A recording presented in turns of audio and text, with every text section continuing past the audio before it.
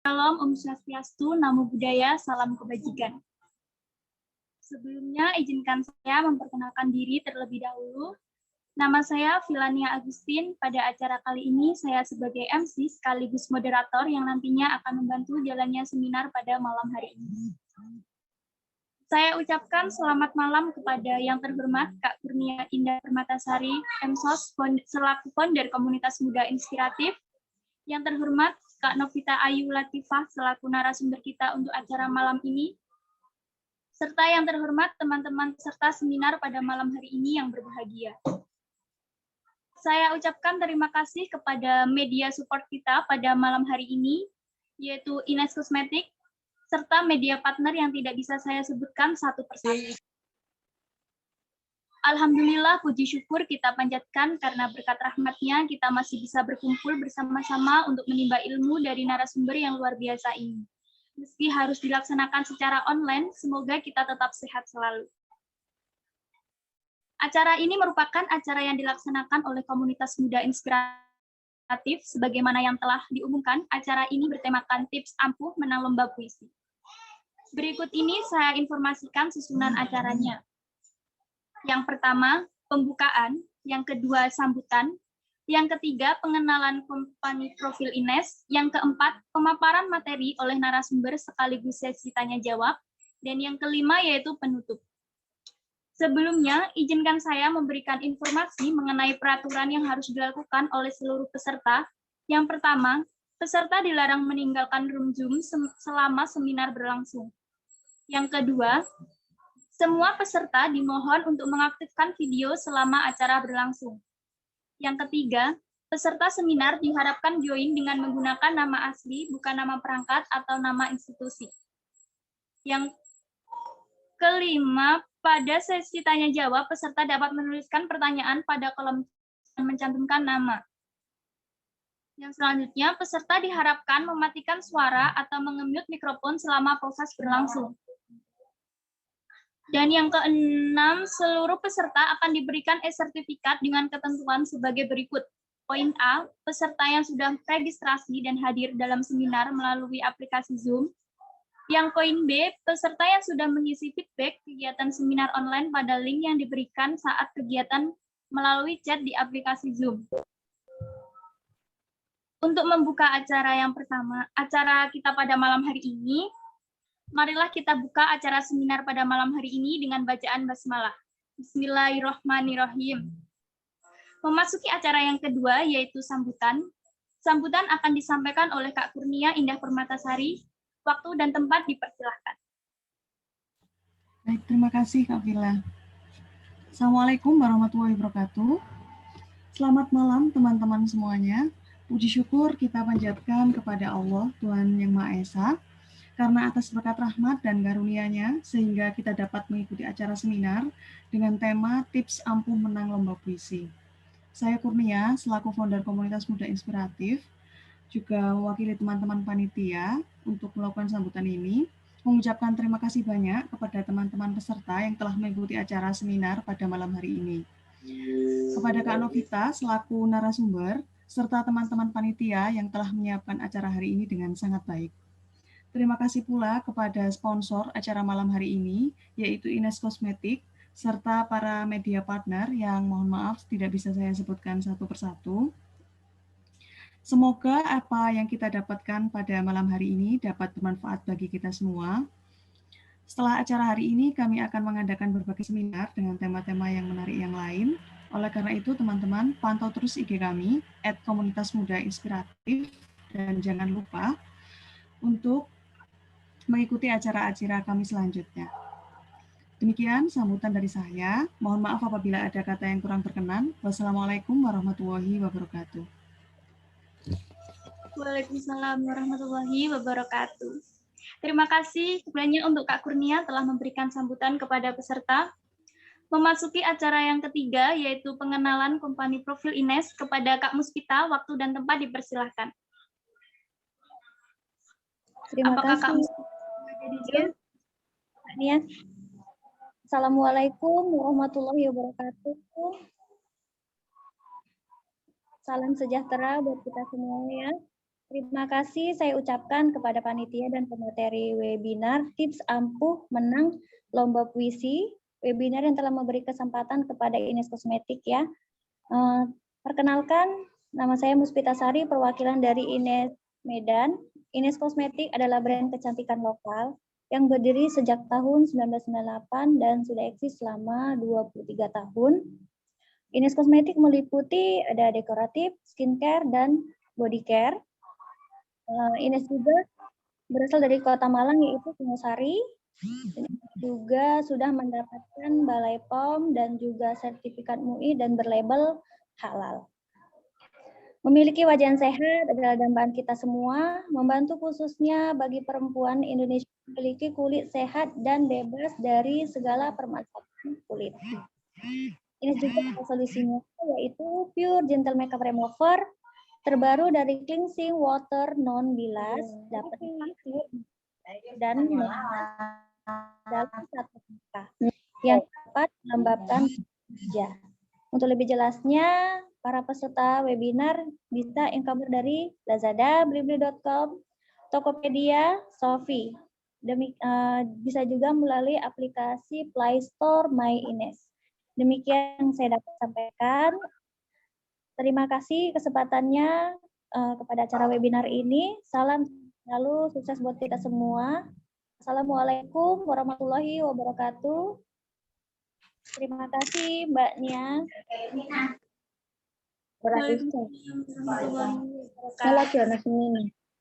Terima kasih banyak Kak Muspita. Selanjutnya memasuki acara inti kita yaitu pemaparan materi oleh narasumber sekaligus sesi tanya jawab. Untuk peserta yang ingin bertanya dipersilahkan untuk menuliskan pertanyaan pada kolom chat atau bisa langsung raise hand dan mengaktifkan mikrofon. Sebelumnya, izinkan saya untuk melampirkan CV dari narasumber kita, yaitu Kak Novita. Pada yang bertugas, dipersilakan.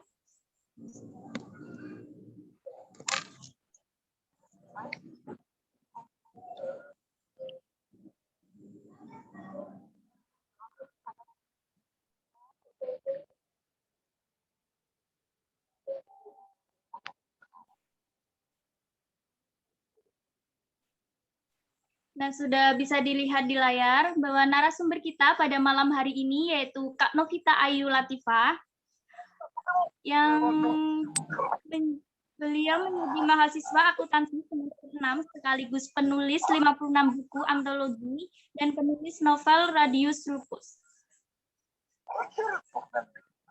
Bisa dilihat bahwa pengalaman beliau yang sangat luar biasa mulai dari tahun 2018 sampai sekarang yaitu menjadi Badan Eksekutif Mahasiswa dan juga tahun 2019 sampai sekarang yaitu mahasiswa akuntansi. Dan yang terbaru yaitu sebagai komunitas kata kunci pada tahun 2020 sampai sekarang. Banyak sekali proyek-proyek yang telah narasumber kita lakukan, yaitu yang salah satunya novel Radius Lupus. Tentunya banyak sekali reward atau penghargaan yang telah narasumber malam hari ini yang telah diraih. Tentunya kalian sudah tidak sabar lagi, bukan?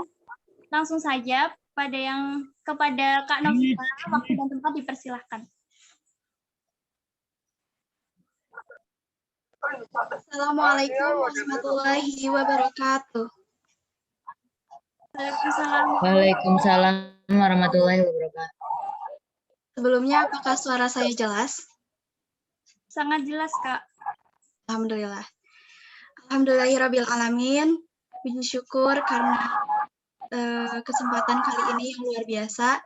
Saya mengucapkan banyak terima kasih kepada komunitas Muda Inspiratif yang telah mengundang saya sebagai narasumber pada seminar kita hari ini. Baik, seminar kita hari ini akan membahas tentang tips ampuh menang lomba puisi.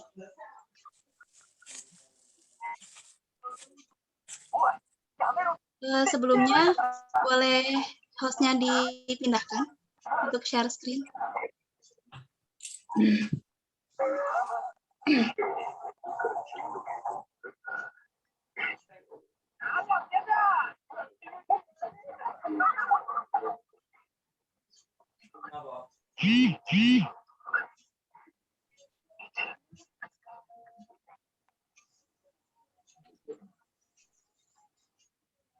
Sebelumnya, seperti yang tadi setelah diperkenalkan, nama saya Novita Yulatifah.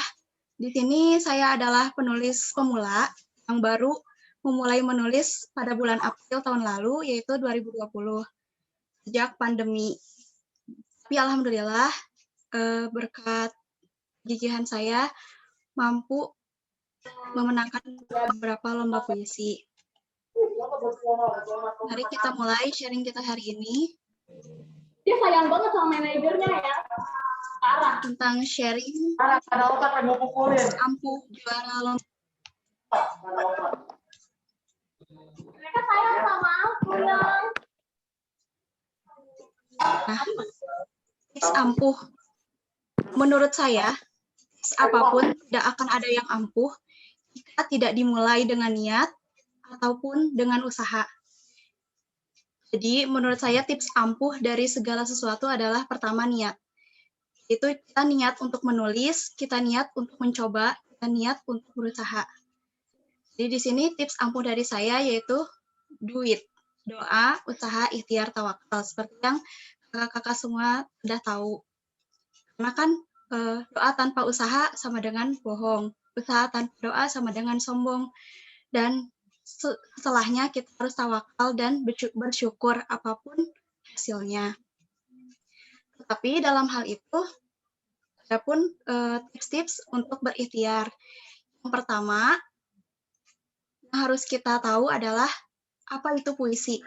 Sebelum kita terjun ke dalamnya, kita harus memaknai puisi itu apa. Puisi itu karya seni atau karya sastra. Nah, banyak sekali yang berdebat soal ini. Jadi, sebenarnya menurut saya puisi itu adalah seni membuat karya sastra.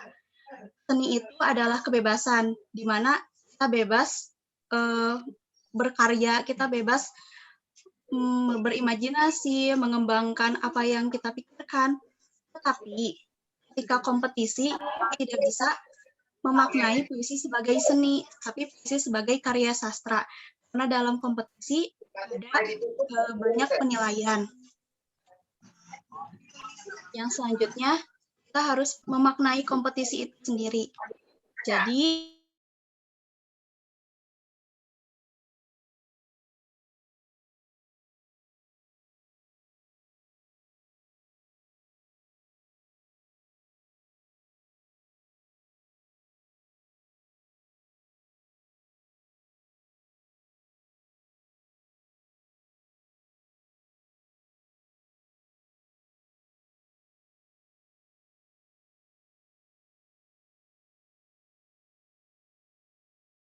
berkompetisi itu kita itu harus mencari makna, jangan mencari juara. Karena kan seperti menanam padi, kita itu memerlukan waktu 3 bulan sampai 4 bulan untuk menuai hasil panennya. Sepertipun puisi, kita tidak bisa serta-merta ikut satu lomba puisi tiba-tiba langsung juara. Tidak mungkin, karena saya juga sama. Awalnya saya hanya peserta, lalu beranjak ke kontributor, saya mempelajari puisi, dan akhirnya saya menemukan apa itu puisi dan jati diri puisi itu sebenarnya. Jadi kita itu harus menikmati proses, karena saya yakin semua yang di sini adalah calon-calon juara, karena masih mau mencari ilmu dan berusaha.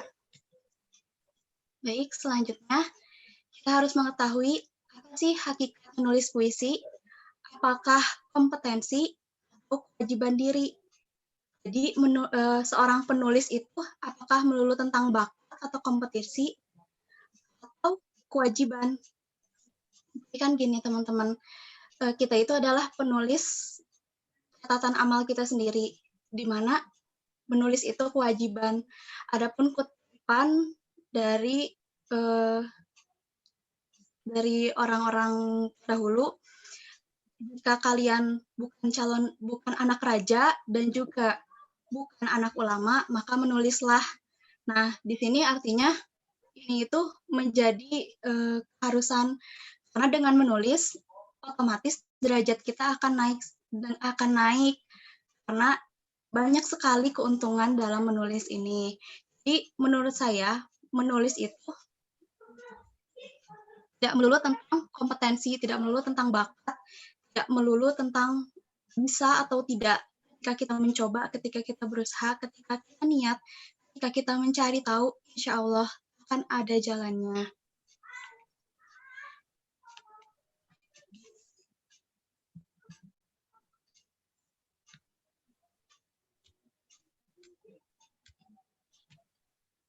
Baik, yang selanjutnya,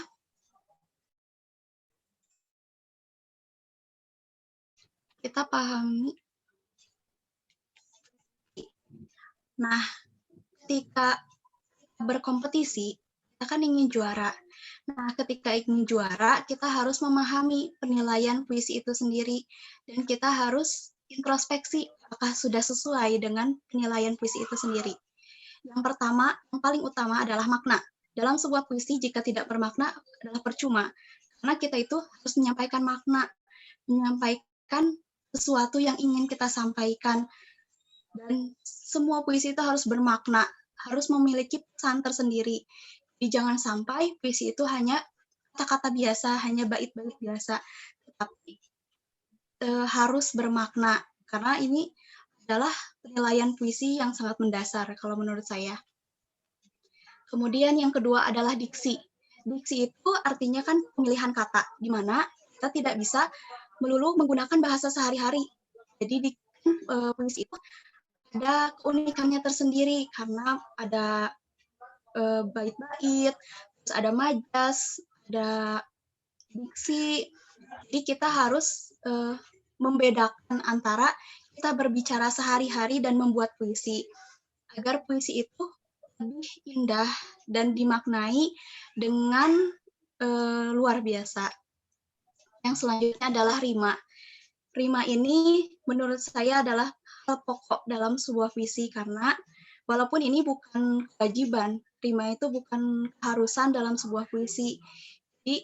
Tapi dalam sebuah puisi, ketika rimanya berbeda, akan lebih cenderung kurang menikmati pembacaannya kalau menurut saya. Jadi biasanya saya membuat itu rimanya itu padan agar enak untuk dibaca dan enak untuk dimaknainya. Yang selanjutnya adalah unik. Nah, kenapa sih penilaian puisi selalu ada orisinalitas karya? Orisinalitas itu bukan melulu tentang plagiarisme dari Google. Jadi, orisinalitas itu maksudnya itu puisi kita itu unik atau seperti biasa, seperti yang ada di Google, seperti puisi-puisi zaman SD, SMP, SMA yang contohnya tentang ibu yang melahirkan kita, yang menyusui, dan lain sebagainya, ataukah unik, punya pesan tersendiri, misalkan tentang kisah-kisah seorang ibu yang dari tulang rusuk merangkak menjadi tulang punggung, dan lain sebagainya. Jadi, menurut saya puisi itu harus unik ketika ingin juara. Jadi, memiliki kesan tersendiri bagi juri yang membacanya. Selanjutnya adalah rasa. Puisi itu kan penyampai rasa. Jadi, kita itu harus memberikan rasa kepada puisi itu sendiri. Apakah itu rasa sedih, rasa senang, kita gambarkan dalam sebuah puisi. Karena ketika puisi itu, sampai rasanya, sampai baper, apalagi sampai nangis, itu benar-benar luar biasa. Jadi, ini kita harus mempelajari ini semua. Selanjutnya, bahasa. Nah, bahasa itu yang seperti tadi.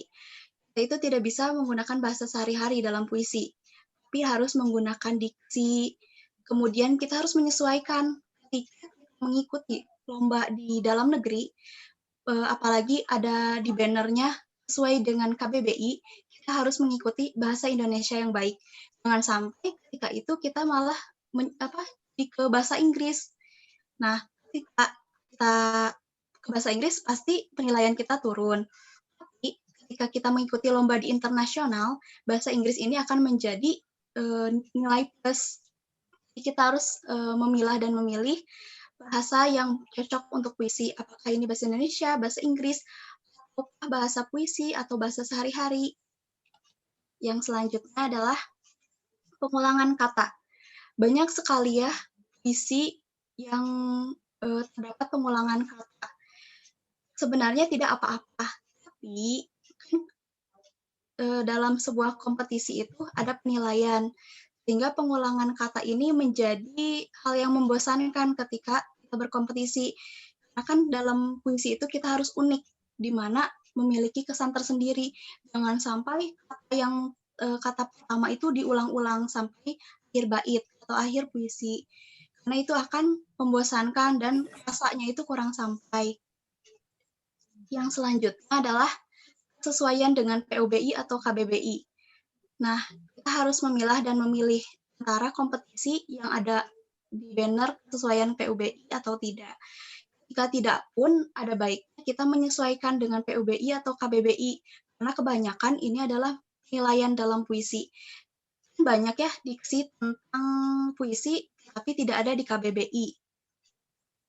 Jadinya membuat jurinya bingung, itu maknanya apa, karena kan diksi-diksi itu tidak semua juri paham, sehingga kita harus menyesuaikan.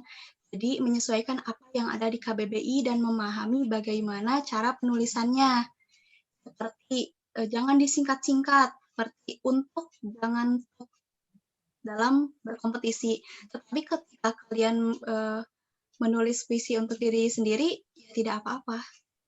Tapi kalau misalkan dalam kompetisi harus mengikuti penilaian puisi itu sendiri atau kaidah-kaidah syarat-syarat yang telah ditentukan. Yang selanjutnya adalah introspeksi motivasi diri. Nah, kita itu harus introspeksi motivasi kita menulis itu apa, untuk apa. Dan satu hal, ketika kita menulis, jangan sampai kita bertekad untuk lebih baik daripada si A. Misalkan kalian mengenali seseorang yang memang dia juara terus sampai berlipat misalkan. Dan kalian itu ingin sekali jadi menjuarai lebih dari dia gitu. Nah, itu hal yang salah, karena ketika kita ingin lebih daripada orang lain, kita akan memiliki emosi, sehingga ketika kita emosi, tulisan yang kita buat juga tidak akan serta-merta indah. Jadi ini sangat harus hati-hati. Jadi motivasi itu harus dibangun, jangan sampai menulis untuk lebih dari orang lain. Tapi menulislah untuk diri sendiri, menulislah untuk agar kita bisa lebih baik lagi. Yang selanjutnya adalah ini setelah kita memahami tips-tips dalam menjuarai lomba puisi, kita pahami kenapa sih kita itu harus membuat puisi, kenapa harus puisi, kenapa tidak sastra yang lain. Karena kita kan harus mencintai puisi itu sendiri agar kita juara, agar kita lebih tenang. Karena banyak yang mengeluh pada saya, aku bosan bikin puisi, males banget, gini, terus gimana cara meningkatkan mood, dan lain sebagainya.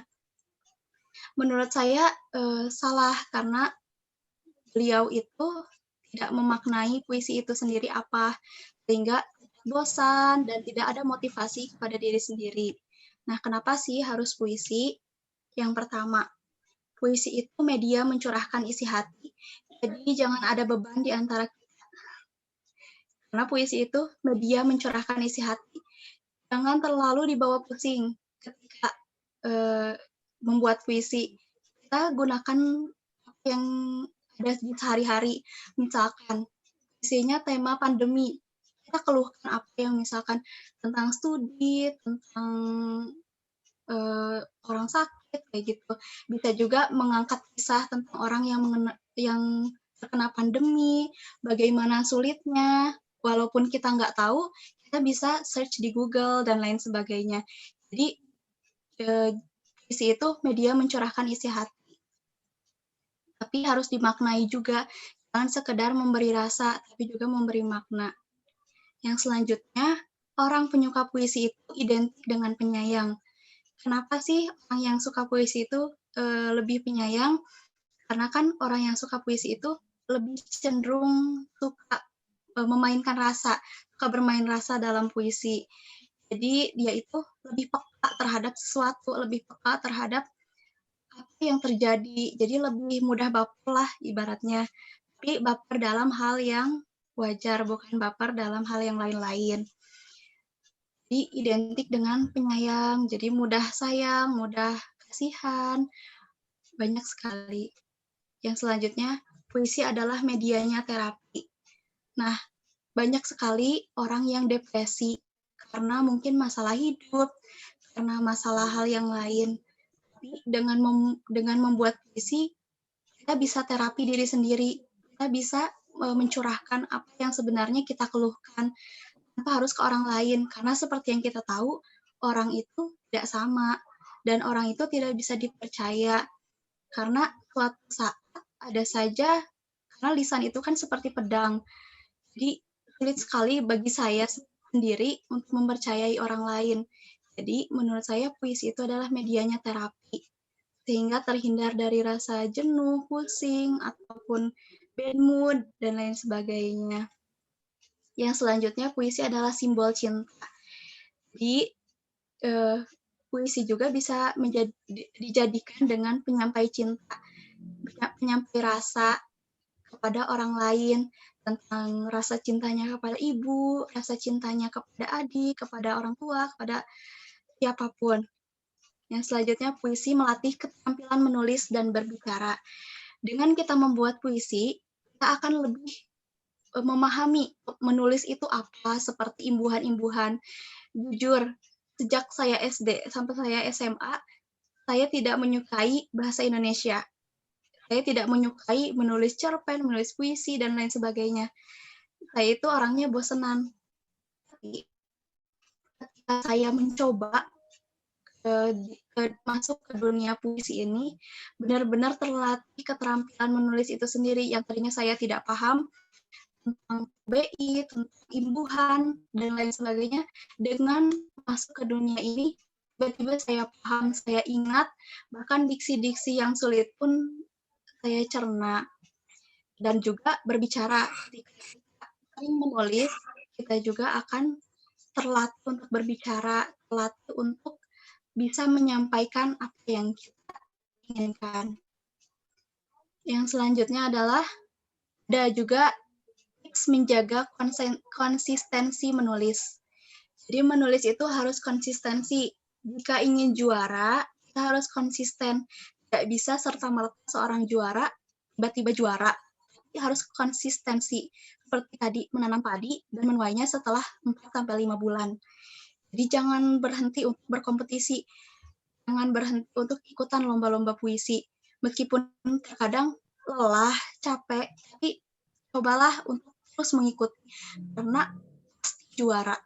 Saya jamin pasti juara. Tidak di satu event, pasti di event lainnya. Karena segala sesuatu itu tergantung pada usahanya. Ketika kita gigih, kita akan menuai juara pada akhirnya. Yang selanjutnya, konsistensi tadi. Yang pertama, jadikan puisi adalah kebutuhan. Jadikan puisi adalah kebutuhan kita, bukan tentang keharusan yang membuat kita bosan, kemudian membuat kita jenuh. Jadi puisi itu kebutuhan untuk menyampaikan apa yang kita rasakan, kebutuhan hobi kita gitu. Dijadikan puisi adalah kebutuhan kita sendiri. Yang selanjutnya, buat jadwal menulis puisi. Cara konsisten adalah buatlah jadwal menulis puisi. Jadi, kalian bisa mempelajari tentang waktu luang kalian. Misalkan, kalian luangnya di waktu malam hari. Kalian buat jadwal menulis puisi, misalkan dari jam 9 sampai jam 12, misal.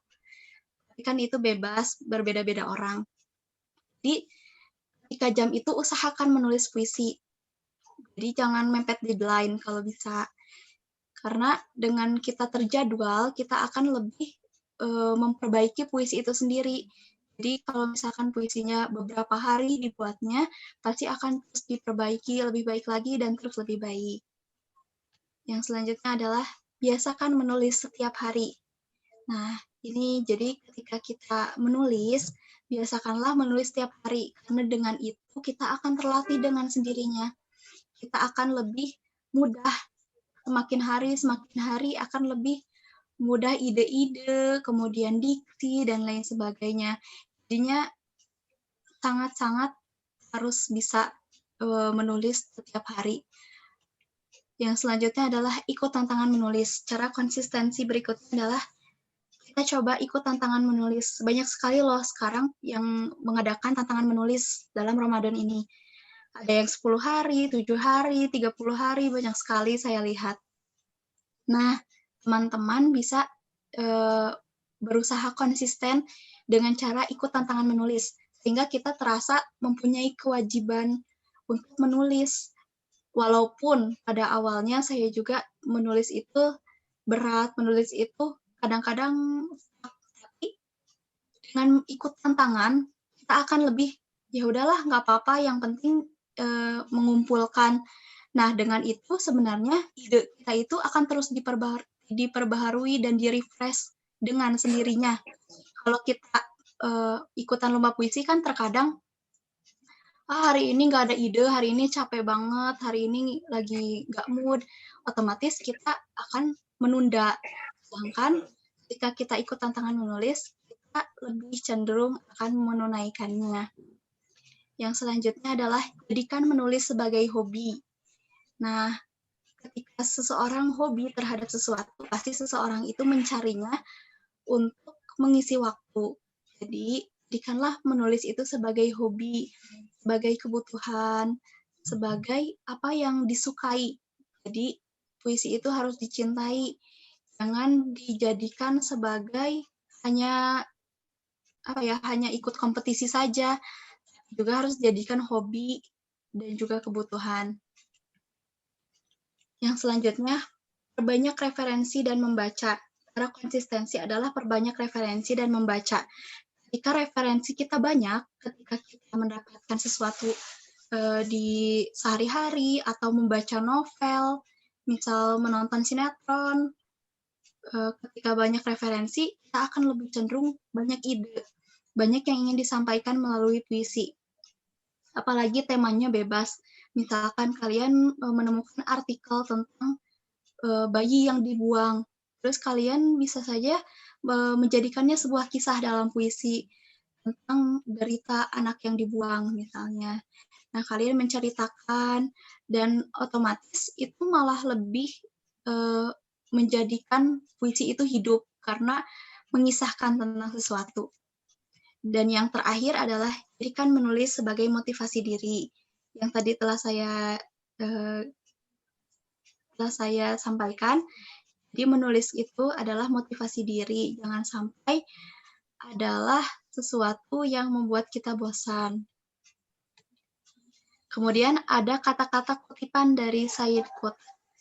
Satu peluru hanya mampu menembus satu kepala. Sedangkan satu tulisan mampu menembus ribuan, bahkan jutaan kepala. Jadi puisi itu ladang dakwah bagi orang-orang Islam ya.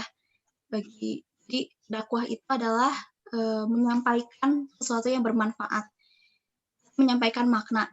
Dan dakwah ini ketika kita berpuisi, kita itu tidak hanya berdakwah kepada satu orang, tapi kepada ribuan bahkan jutaan kepala. Siapapun yang membaca puisi kita, yang membaca buku antologi kita, pasti akan memaknai puisi kita itu sendiri.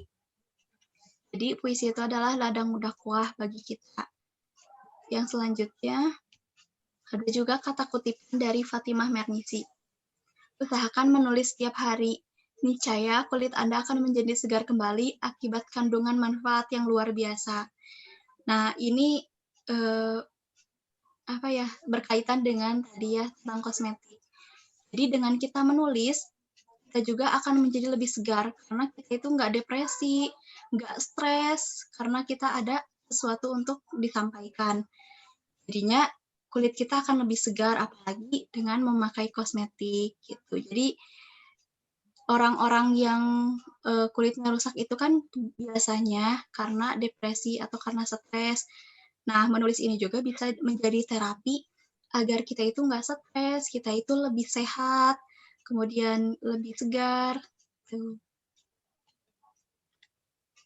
Yang selanjutnya, saya akan menyampaikan 7 manfaat mengarang atau menulis puisi. Yang pertama, sarana pengungkapan diri. Yaitu ketika kita menulis puisi, kita akan mengungkapkan apa yang kita inginkan. Pengungkapan diri kita sendiri, masalah apa yang sedang dihadapi, atau sesuatu yang habis kita lihat, kejadian yang habis kita dengar, gitu. Yang selanjutnya, sarana memperbanyak relasi. Otomatis ketika mengikuti kompetisi puisi, kita akan banyak relasi. Banyak sekali orang-orang di grup, dan kita bisa saling bertukar pikiran, saling bertukar curhatan, sehingga kita tidak merasa sendirian. Jadi, ketika kita mengikuti tantangan atau menulis puisi, relasi kita akan lebih banyak. Yang selanjutnya, sarana pemahaman. Karena dengan berpuisi, kita akan lebih memaknai segala sesuatu. Jadi, kita akan lebih paham tentang apapun yang terjadi di kehidupan. Jadi, kita bisa lebih memaknai sesuatu sebagai hal yang positif. Yang selanjutnya, sarana membantu mengembangkan kepuasan diri, kebanggaan, dan perasaan harga diri. Jadi, dengan kita menulis dan kita mengarang, akan membantu mengembangkan kepuasan diri sendiri, tentang apa yang diinginkan, tentang kebanggaan, tentang harga diri, dan lain sebagainya. Yang selanjutnya, sarana meningkatkan kesadaran dan persepsi tentang lingkungan seseorang, yaitu meningkatkan kesadaran tentang persepsi, apa sih lingkungannya orang lain itu, tentang kejadian orang lain, jadi lebih perasa ketika ada bencana, ketika ada kejadian-kejadian yang tidak mengenakan, pasti akan lebih sadar tentang lingkungan orang lain. Yang selanjutnya, sarana interaksi keterlibatan aktif, bukan hanya penerimaan pasif. Kan kalau misalkan kita hanya seorang pendengar atau melihat orang atau pembaca, kita itu hanya penerimaan pasif, hanya membaca. Tetapi ketika kita menulis, kita akan interaksi dalam keterlibatan aktif. Sehingga kita akan lebih aktif dimanapun, baik di kuliahan atau di sekolah, kita akan lebih berani dan tidak pasif lagi dalam mengikuti segala sesuatu. Yang terakhir, sarana mengembangkan pemahaman dan kemampuan bahasa. Tentunya karena dengan berpuisi, kita akan lebih berkembang pemahaman dan kemampuan bahasa. Yang selanjutnya adalah pengalaman menulis. Banyak sekali pengalaman menulis saya sampai sekarang. Dari awal sampai sekarang, luar biasa. Jatuh bangun, dan benar-benar pernah berada di masa saya tidak akan menulis lagi. Waktu pertama saya ikutkan lomba yang berjudul Kartini, bertemakan Kartini pada tahun lalu, saya pernah menjuarainya. Saya pernah juara 2 pada lomba tersebut. Nah, tetapi ketika itu saya didiskualifikasi karena waktu itu saya tidak bisa membayar antologi. Karena waktu itu saya melihat benar di situnya seluruh kontributor mendapatkan 1 eksemplar buku. Karena saya cenderung belum pernah mengikuti kompetisi puisi, saya kira itu akan mendapatkan secara gratis. Saya salah pemahaman di sini. Jadi waktu itu saya memaknai banner itu begitu. Ketika saya terjun dan saya juara, malah didiskualifikasi karena saya tidak bisa membayar buku itu sendiri. Jadinya di situ saya sempat kecewa, sempat semangat karena pertama kali menjuarai lomba puisi langsung seperti terlempar gitu. Yang selanjutnya setelah tadi mengupas penilaian puisi, di sini ada puisi-puisi saya. Contoh puisi di mana yang menurut saya sesuai dengan rima, tema, kemudian unik, orisinalitas, bahasa, dan lain sebagainya. Nah, teman-teman bisa baca nanti. Nanti materinya insya Allah di-share. Yang selanjutnya, adapun rintangan seorang penulis. Karena dalam menulis itu, dalam kita berusaha segala sesuatu pasti ada rintangannya. Pasti bakalan diuji sampai kalian bilang, udah aku nggak akan menulis lagi. Nah, banyak banget orang yang akhirnya, yang dulu saya kenal, berakhir dengan tidak menulis lagi karena banyak mungkin pengalaman, banyak kekalahan, dan mereka lebih cenderung memilih berhenti. Padahal ketika mencoba terus, pasti akan menuai hasil. Yang pertama, sibukan dan suka menunda.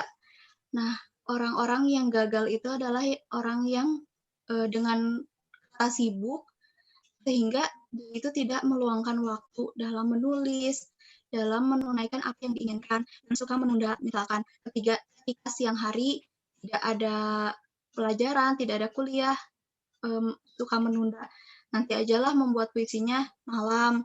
Nah, di waktu malam tiba-tiba ada sesuatu sehingga tidak bisa tunaikan. Jadi ini adalah salah satu alasan kita dalam membuat puisi. Kemudian, cintai tulisanmu. Ketika kita tidak mencintai tulisan atau kita merasa insecure dalam menulis, dalam tulisan kita sendiri, kita akan cenderung ingin berhenti dan merasa bingung dengan menulis itu karena kita tidak cinta pada tulisan kita sendiri. Kita tidak percaya diri apa yang kita sampaikan itu baik, apa yang kita sampaikan itu bagus. Jadi kalau menurut saya semua tulisan itu bagus karena puisi adalah seni dalam membuat karya sastra. Tetapi hanya saja dalam kompetisi ada penilaian-penilaian. Dan penilaian itu kebanyakan tentang selera mengenai puisi kalian. Saya juga sampai sekarang tidak serta-merta di setiap lomba saya juara. Banyak juga yang saya berakhir tidak juara. Tapi bukan karena ketiga adalah lebih cenderung memilih tidur dan lain sebagainya. Kemudian insecure atau takut karya dihina jelek. Jadi setiap karya itu bagus. Tidak ada karya yang jelek, tidak ada karya yang rendah. Nah, untuk kalian yang pernah dihina atau pernah insecure, jangan diikuti karena sebenarnya puisi itu adalah seni dalam membuat karya sastra. Tidak ada baik atau buruk, tidak ada jelek atau bagus. Tetapi semuanya emang benar-benar bagus. Nah, jadi intinya jangan takut. Yang selanjutnya, kurangnya inspirasi dan suasana hati. Kebanyakan orang itu berhenti menulis karena kurangnya inspirasi dan suasana hati. Padahal ini bukan alasan untuk kita berhenti menulis. Karena inspirasi itu bisa didapatkan ketika kita membaca, mencari referensi, nonton film. Saya juga sama, kadang ketika saya bosan, ketika saya jenuh, saya mencari inspirasi dengan menonton film, dengan melihat, membaca-baca novel. Jadinya ketika saya membaca itu, banyak sekali inspirasi, mengisahkan tentang apa yang saya tonton, apa yang saya baca. Dan suasana hati ketika kita mencari apa yang kita suka, ketika kita menjadikan puisi itu adalah hobi, kita tidak memerlukan suasana hati, karena puisi itu sendiri yang membangkitkan suasana hati kita. Yang selanjutnya, mental yang jatuh dan takut dikritik. Nah, banyak orang yang tiba-tiba mengkritik dengan kasar. Memang saya juga pernah dikritik karena tulisan saya jelek katanya. Ada suatu penerbit sebenarnya tidak terkenal dan yang ikut juga, bahkan yang juaranya itu, saya sempat protes karena yang juaranya itu benar-benar puisi jiplakan dari Google, karena ini plagiarisme. Terus katanya nggak apa-apa, karena yang dinilai itu puisinya, bukan masalah plagiarismenya. Di situ saya sempat emosi, karena saya merasa ya mental saya jatuh ketika saya membuat sendiri ketika saya capek gitu, capek-capek membuat puisi, tiba-tiba nggak dihargai gitu. Tetapi ketika kita dikritik, jangan takut, karena kritik itu kan selalu membangun. Nah, ketika seperti kemarin puisi saya yang dibilang jelek dan yang dimenangkan yang dari Google, sebenarnya itu adalah kritik buat saya untuk lebih baik lagi daripada puisi yang ada di Google. Yang selanjutnya, malu menulis dan ragu dipublikasikan. Jadi teman-teman jangan malu menulis, karena menulis itu adalah keharusan. Menulis itu adalah latihan agar kita lebih bisa di dunia yang selanjutnya, di dunia kerja, di dunia manapun, kita akan lebih percaya diri. Banyak sekali manfaat-manfaat menulis, dan jangan ragu untuk mempublikasikan, karena tulisan itu bisa menjadi dakwah kita untuk orang-orang yang membaca atau yang melihatnya. Nah, yang selanjutnya, yang terakhir adalah kemarin betul ya ada lomba puisi yang diselenggarakan oleh komunitas muda inspiratif. Di sini saya telah mendapatkan 3 juara. Langsung saya umumkan ya. Juara pertama jatuh kepada Regina Bella Adelia. Luar biasa, ini puisinya unik banget dan kata-katanya itu benar-benar bermakna. Yang selanjutnya, juara kedua jatuh kepada Muhammad Hilma Irsan. Dan juara ketiga jatuh kepada siapa ya? Maulida Alia Sabhira. Saya ucapkan selamat untuk 3 juara ini, dan untuk yang tidak juara jangan berkecil hati, karena kalian pasti juara ketika terus menulis dan terus mengamalkan apa yang harus dilakukan ketika ingin juara tadi. Ini adalah puisinya. Yang pertama, puisi karya Regina tentang surat terbuka. Saya bacakan ya. Surat terbuka, karya Regina. Selamat datang di negeri penganut asas demokrasi, yang katanya rakyat pemegang kekuasaan tertinggi. Kenyataannya, rakyat dijadikan pion oleh para manusia yang berdasi. Saat rakyat menyampaikan aspirasi, namanya akan dikenang sebagai seseorang yang gagah berani, namun raganya perlahan hilang di telan bumi. Saat itulah dimulainya drama dalam negeri. Negeri ini memiliki Pancasila dan undang-undang sebagai pedoman, tetapi hukumnya bisa dipermainkan. Siapa yang menyuap dan memiliki kekuasaan, maka dia mendapat hukuman paling ringan. Apakah benar negeri ini telah menerapkan keadilan? Jika keputusan pemerintah mulai menjadi kontroversi, para pemudanya turun ke jalan melakukan aksi. Bahkan bercak merah di jalan kerusakan akibat pertikaian dengan polisi. Mirisnya, beberapa dari mereka hanya menumpang selfie, dan terkadang beberapa aksinya ditunggangi politisi. Korupsi dan nepotisme mulai dimaklumi. Pemimpin yang tegas dan rakyat yang berani malah diadili. Generasi muda yang diharapkan dapat memperbaiki negeri sedang sibuk bergoyang dalam aplikasi. Saat kamu tahu banyak sekali kebobrokan dalam negeri ini, apakah kamu tidak ingin berkontribusi untuk memperbaiki? Nah, puisi ini bagus banget. Kalau menurut saya maknanya itu luar biasa. Selamat untuk Kak Regina, luar biasa puisinya. Hanya saja saya mengkritik sedikit tentang kebahasaannya kurang diperbaiki seperti ditelan. Kata ditelan itu tidak dipisahkan. Kemudian diksinya masih dengan bahasa yang sehari-hari. Jadi bisa ditambah lagi diksinya. Dan ini menurut saya juara. Yang selanjutnya ada karya Muhammad Hilma dengan puisinya yang berjudul Wannabe. Dan yang terakhir ada karya Maulida yang berjudul Semesta Sedang Ingin Tahu. 3 juara ini luar biasa, hanya tinggal memoles sedikit saja, sudah juara. Akhir akan saya tutup dengan kata-kata, mari membaca karena tulisan adalah penakluk keterbatasan. Mari menulis karena tulisan adalah pewaris ilmu pengetahuan. Saya Novita Latifah, izin pamit undur diri. Saya tutup pertanyaannya. Wassalamualaikum warahmatullahi wabarakatuh.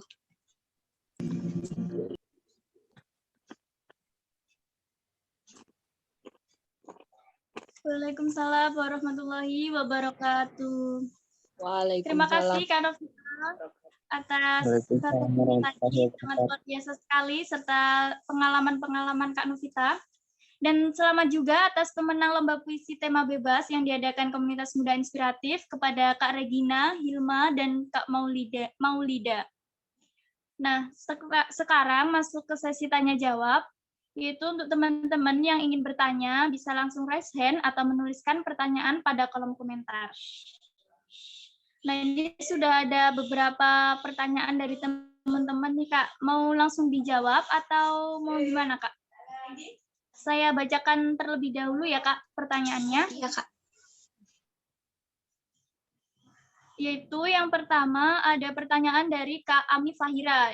Yaitu pertanyaannya, saya ingin bertanya untuk mengikuti lomba cipta puisi, apakah kita harus tahu latar belakang jurinya, sedangkan tidak semua lomba memberi tahu jurinya dan setiap juri pasti memiliki nilai lebih sesuai apa yang mereka sukai atau apa yang mereka anggap menarik.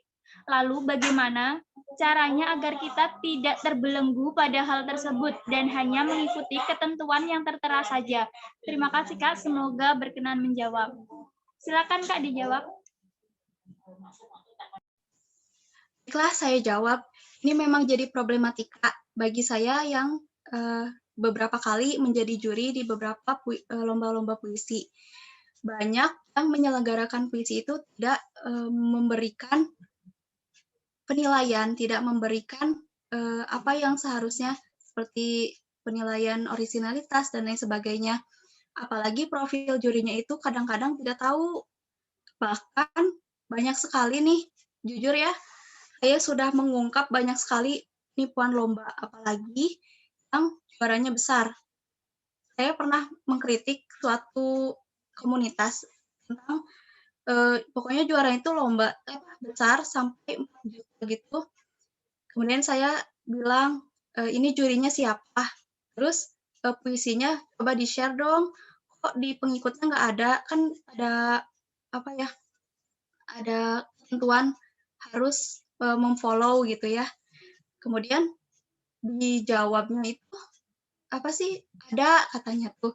Tiba-tiba ada, tapi followernya itu baru 3, otomatis itu buatan kan. Nah, terus saya dan kawan-kawan itu bertanya, mengulik maksudnya tuh, ini itu beneran atau cuman penipuan gitu loh lombanya. Dan akhirnya tiba-tiba si penyelenggara itu hapus dari Instagram, bener-bener nggak ada. Jadi emang banyak sekali lomba yang tidak memperlihatkan penilaian, memperlihatkan apa yang seharusnya dinilai atau jurinya itu siapa. Nah, kalau menurut saya itu tidak selalu kita harus mengetahui siapa jurinya, tapi kita bisa lebih ke mengikuti yang tadi tips dalam menjuarai lomba puisi. Seperti rimanya sesuai, KBBI, bait, dan lain sebagainya. Ketika kita sudah mengikuti aturan tersebut, insya Allah semua juri itu akan sama, seperti penilaian orisinalitas dan lain sebagainya.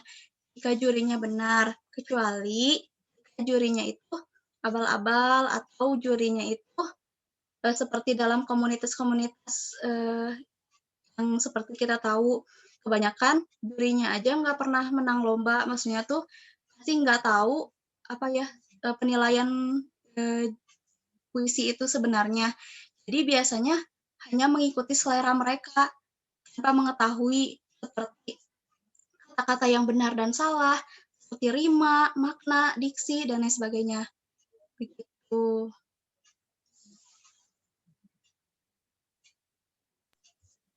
Terima Apakah kasih Kak terjawab? Niki. Apakah ada feedback dari Kak Fahira?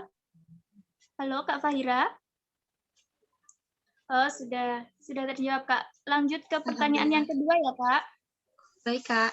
Itu pertanyaan dari Kak Muhammad Hilma. Wah, ini tadi yang menang lomba puisi tadi ya. Selamat ya Kak Hilma. Nah, ini ada pertanyaan dari Kak Hilma. Tips ampuh menang lomba puisi di sini saya ingin bertanya. Sebelumnya sudah dijelaskan dalam penulisan puisi, pemilihan diksi itu penting dan memperhatikan faktor estetika. Estetika diksi tersebut. Namun, pada beberapa kasus, ada diksi yang dari segi estetika indah, tetapi untuk orang awam akan sulit memahami makna diksi tersebut, sehingga akan sulit dinikmati oleh pembaca awam. Bagaimana cara menyiasati antara pemilihan diksi yang estetik dengan kenyamanan makna, atau agar mudah dinikmati oleh pembaca awam? Terima kasih sebelumnya. Silakan Kak dijawab. Baik, saya izin menjawab. Memang banyak sekali diksi yang tidak sesuai dengan KBBI, sehingga ketika kita tahu, misalkan ketika juaranya itu di-share dengan puisinya itu yang banyak sekali kata-kata yang awam bagi kita, sulit mencernanya. Nah, otomatis sulit untuk kita bisa merasakan puisi itu sendiri.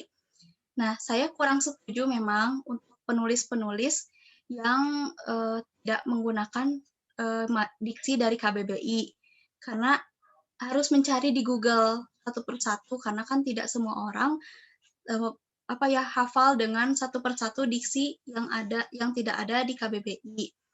Nah, kalau misalkan diksi-diksi yang ada di KBBI, Kak Hilma bisa cari di KBBI, bisa search misalkan seperti puisi saya tadi tentang diorama. Diorama itu ada di KBBI. Diorama itu artinya pemandangan atau suasana kejadian, itu diorama.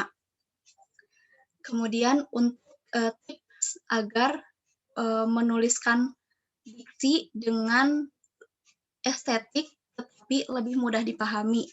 Ini adalah pemilihan bahasa, pemilihan kita untuk memaknai sesuatu. Misalkan tentang tentang ibu yang bekerja sedangkan ayahnya tidak bekerja. Nah, kita bisa menggantinya dengan tulang rusuk yang merangkak menjadi tulang punggung. Jadi terkesan lebih estetik, tetapi tidak serta-merta selalu tidak dipahami. Tapi yang dimaksud dengan diksi adalah unik. Unik itu ketika dibaca itu memberi kesan tersendiri, memberi sesuatu yang membekas ketika dibaca, tidak serta-merta selalu sulit dipahami atau tidak ada di KBBI. Itu Kak Hilma, apa terjawab? Apakah ada feedback dari Kak Hilma? Terima kasih Kak, kayaknya sudah terjawab.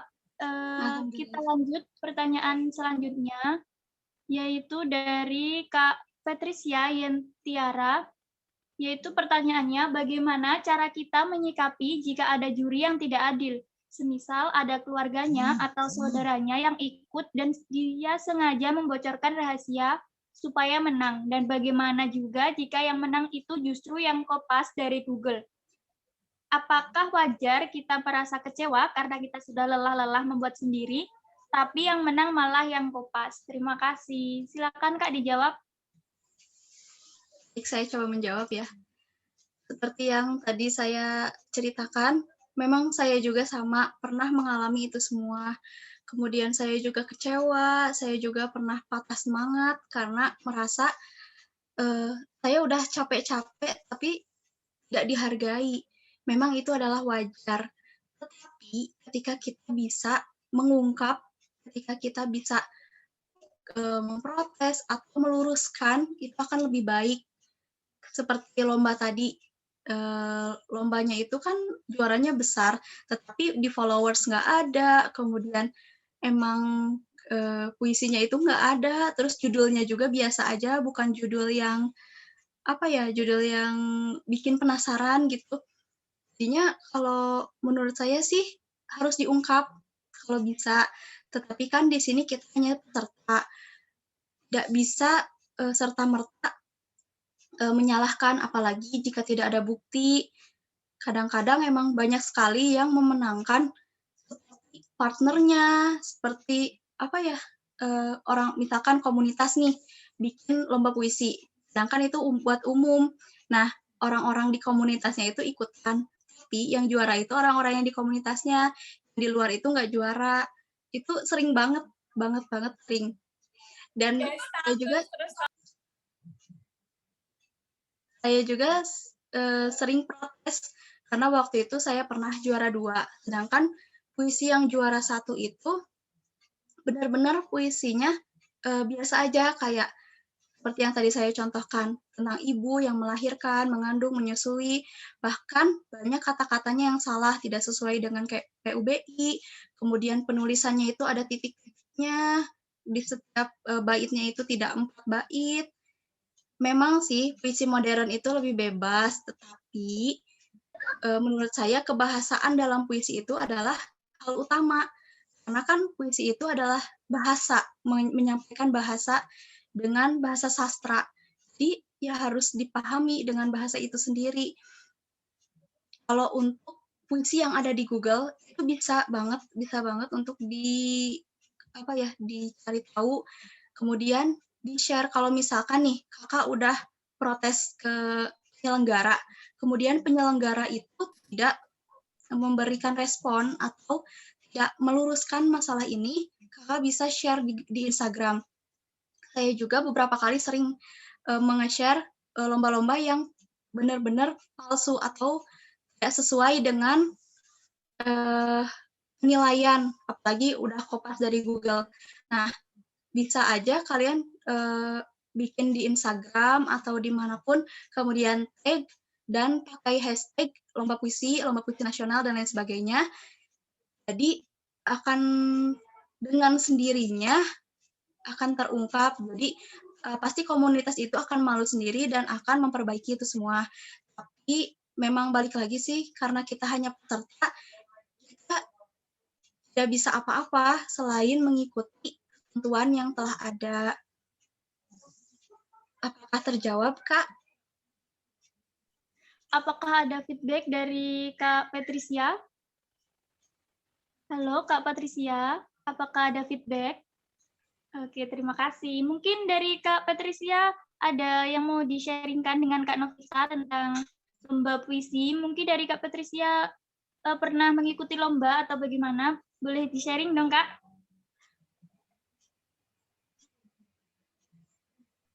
Selanjutnya yaitu pertanyaan yang mau sharing Kakak?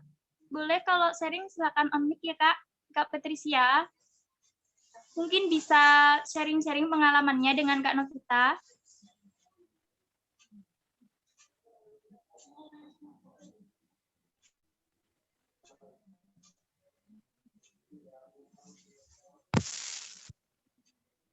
Pak.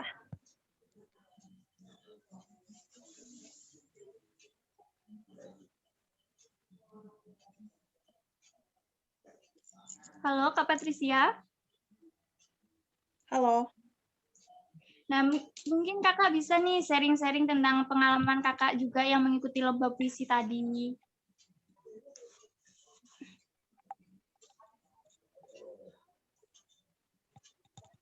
Tadi kan ada dibilang kan kalau misalkan penyelenggaranya itu curang atau nggak adil kan bisa tuh di-share di sosmed kan, terus biar orang-orang yang lain juga bisa tahu gitu kan kalau misalkan lombanya itu kayak curang, nggak adil, atau misalkan yang kopas dari Google malah menang gitu. Nah, itu apa nggak termasuk kayak pencemaran nama baik ya? Soalnya kayak teman saya tuh pernah ikut lomba puisi kan. Nah, katanya itu penyelenggaranya itu curang, terus dia kayak share-share gitu di sosmed kan, akhirnya dari pihak penyelenggaranya itu sendiri kayak marah gitu kan. Gara-gara katanya kalau misalkan curang kan bisa ngomongin baik-baik gitu, kalau misalkan di share-share kayak di Facebook, di IG, atau di Twitter, atau dimanapun, itu kayak termasuk pencemaran nama baik katanya gitu. Gimana pendapat kakak mengenai itu ya? Itu aja kak kayaknya, terima kasih. Sama-sama, Kak. Memang benar, kita tidak bisa serta-merta menge-share, tetapi kita bisa menjelaskan terlebih dahulu, misalkan dengan PC dulu, dengan menjelaskan, Kak, ini puisinya dari Google loh, atau misalkan, kenapa penilaiannya itu apa aja, kok bisa sih saudara kakak yang menang, atau gimana. Jadi memang pertama-tama kita itu harus berbicara baik-baik. Saya juga banyak kenalan penulis puisi bahkan internasional. Beliau sering sekali mengungkap lomba-lomba besar, lomba-lomba yang bertaraf internasional, yang memang ternyata penipuan, apalagi yang juara-juaranya itu besar, kayak 11 juta, 40 juta, banyak banget yang pokoknya hadiahnya itu tidak masuk akal. Nah, rata-rata jika mereka tidak bisnis, seperti wajib membeli buku, atau bisnis misalkan kayak harus ada pendaftaran berapa gitu, pendaftarannya terlalu besar, banyak sekali yang lomba-lomba puisi sampai pendaftarannya itu 100.000 dan lain sebagainya. Memang wajar dengan hadiah yang seperti itu, tapi kita juga harus lebih hati-hati. Takutnya karena banyak sekali penipuan, kita harus lebih lebih hati-hati, lebih banyak referensi. Banyak sekali loh yang sudah diungkap oleh saya dan teman-teman, puisi yang ternyata plagiarisme, puisi yang ternyata ada di buku antologi, bahkan puisi-puisi yang emang ada di Google. Jadi emang itu udah hal biasa, tapi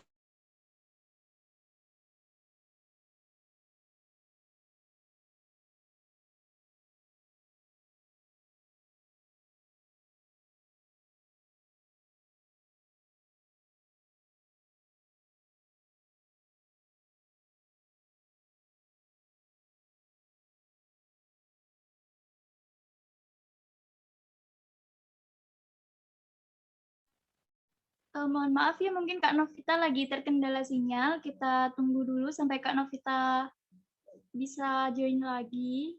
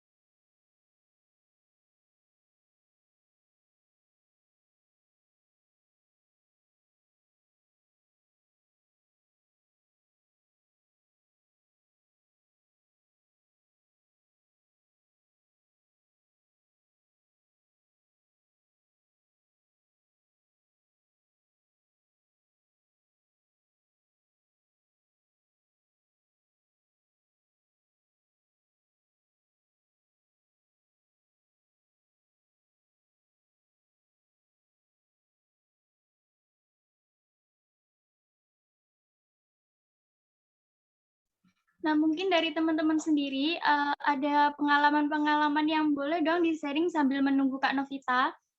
Mungkin dari teman-teman ada pengalaman yang mengikuti lomba puisi dan menang gitu, boleh di-sharing-sharing. Mungkin Kak Novita lagi terkendala sinyal, kita tunggu dulu sampai Kak Novita bisa join lagi. Maaf sebelumnya karena mendadak sinyalnya jelek. Saya lanjutkan ya. Jadi kalau Iya Kak, silakan. Jadi kalau menurut saya itu tidak pelanggaran pencemaran nama baik, tetapi lebih kepada ketika kita yang dirugikan, kita bisa menjelaskan kepada orang lain karena maksud kita kan baik agar tidak banyak orang yang tertipu dalam lomba puisi tersebut. Apalagi jika ketika kita nanya jurinya, ketika kita nanya penilaiannya, tidak ada respon. Kalau menurut saya ini kayak puisi yang emang emang jelas-jelas tidak tidak sesuai dengan ketentuan. Jadi bukan pencemaran nama baik kalau bagi saya. Gitu, Kak. Apakah terjawab? Terima kasih Kak Novita. Iya, Kak. Terjawab, terima kasih, Kak. Selanjutnya yaitu pertanyaan dari Kak Verlina Loy. Apakah dalam membuat puisi itu harus memakai bahasa yang sulit dipahami, Kak? Menurut Kakak, puisi yang seperti apa yang lebih baik? Puisi yang mengandung makna yang sulit dipahami atau bagaimana, Kak? Terima kasih. Silakan Kak dijawab. Baik, menurut saya puisi itu bukan tentang yang sulit dipahami atau yang tidak. Diksi itu bukan tentang unik itu bukan tentang. Mohon maaf Kak Novita, sebelumnya suaranya tidak terdengar atau agak kecil suaranya, bisa agak diperbesar suaranya. Ya baik. Jadi kalau menurut saya itu puisi itu bukan tentang sulit dipahami atau keunikan itu puisi yang sulit dipahami. Kalau menurut saya puisi yang bagus itu puisi yang mengandung diksi-diksi yang mudah dipahami, tetapi dalam hal ini adalah diksi yang unik. Seperti tadi, menceritakan tentang ibu yang bekerja digantikan dengan tulang rusuk yang merangkak menjadi tulang punggung.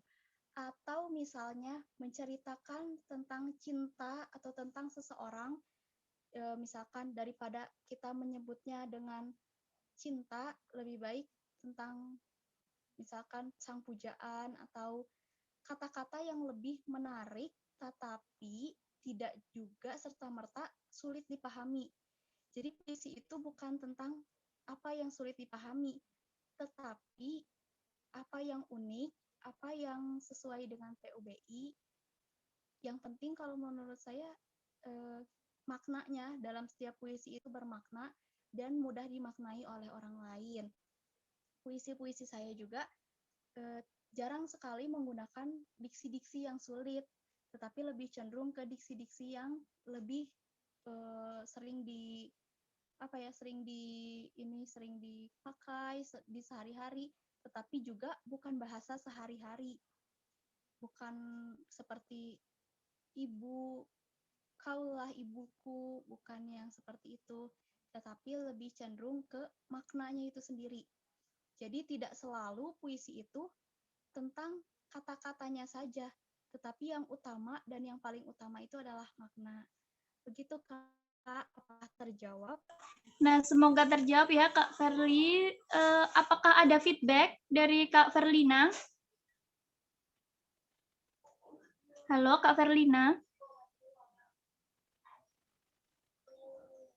Oke, kita next saja ya Kak. Karena keterbatasan waktu yang kita miliki. Ini pertanyaan terakhir dari Kak Wahyu Sri Mariatun. Izin bertanya Kak Novita, bagaimana cara menuangkan ide yang telah ada tapi bingung cara merangkai kata, urutan, dan merangkainya jadi sebuah puisi yang indah? Silakan Kak dijawab. Baik, terima kasih atas pertanyaannya. Memang terkadang kita itu bingung dalam memulai. Ketika sudah memulai, akan ada saja ide yang muncul, tetapi yang memulai itu yang sulit.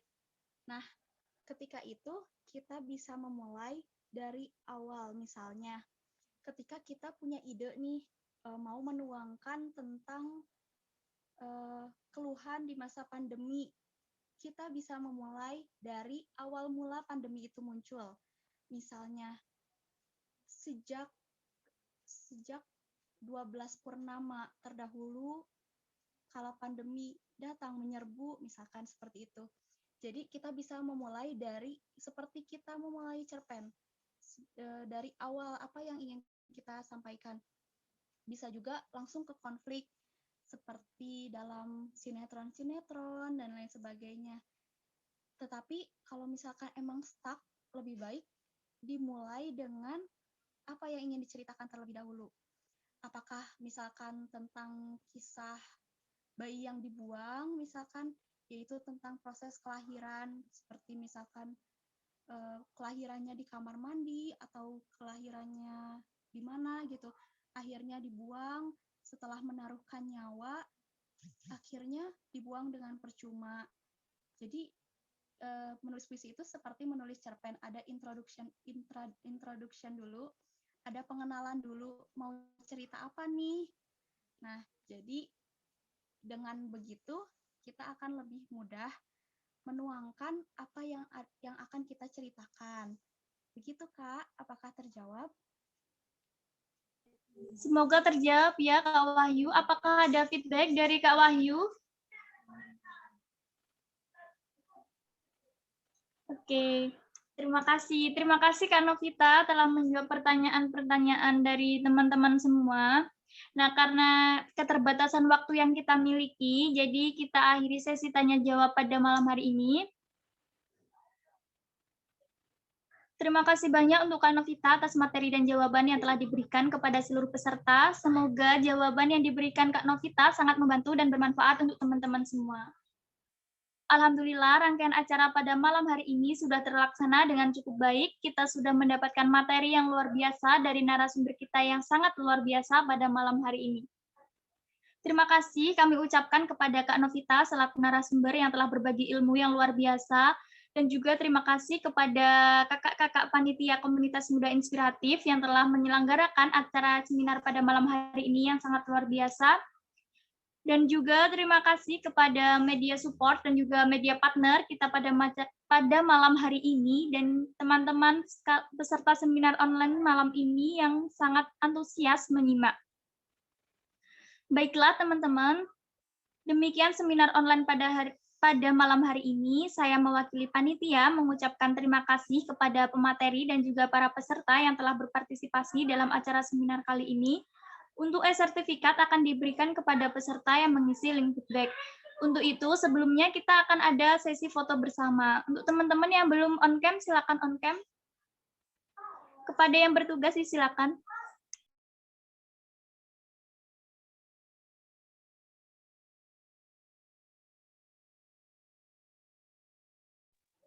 Oke, on-cam semua ya teman-teman.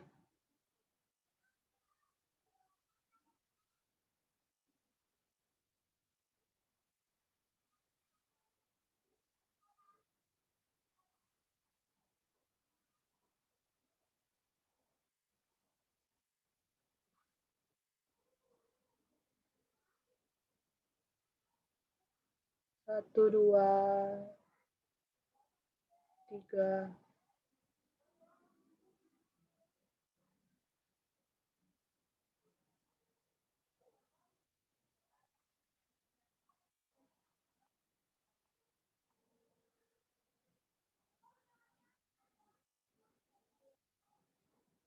Satu, dua, tiga.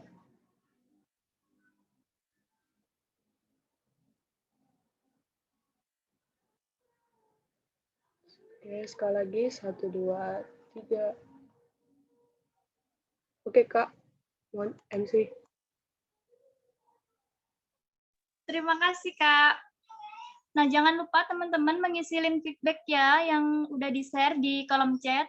Batas pengisian link feedback-nya yaitu 1 jam mulai dari sekarang. Nanti kalau lebih dari 1 jam akan ditutup ya, nggak bisa mengisi. Akhir kata, saya selaku moderator undur diri. Semoga kita dapat bertemu kembali dalam seminar selanjutnya. Terima kasih. Wassalamualaikum warahmatullahi wabarakatuh. Waalaikumsalam warahmatullahi wabarakatuh. Waalaikumsalam warahmatullahi Terima kasih semuanya. wabarakatuh.